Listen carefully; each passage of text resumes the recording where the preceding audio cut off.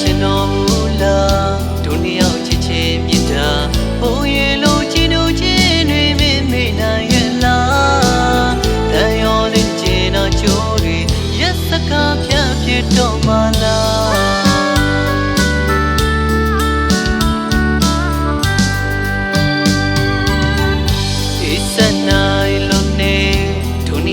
လန်ခီမှာအဆောင်ကပြောရတဲ့တကစားခဲ့ရမှန်းကိုကြုံမသိတာတကယ်ကိုမှအသက်မဲ့တဲ့မင်းရဲ့မြတ်တာတရားရင်ဝဲတဲ့နှလုံးသားထဲမှာမင်းတယောက်သာထားယုံကြည်လို့ချစ်ခဲ့မိတာငါဘက်ကမှအသက်မကချစ်ချင်း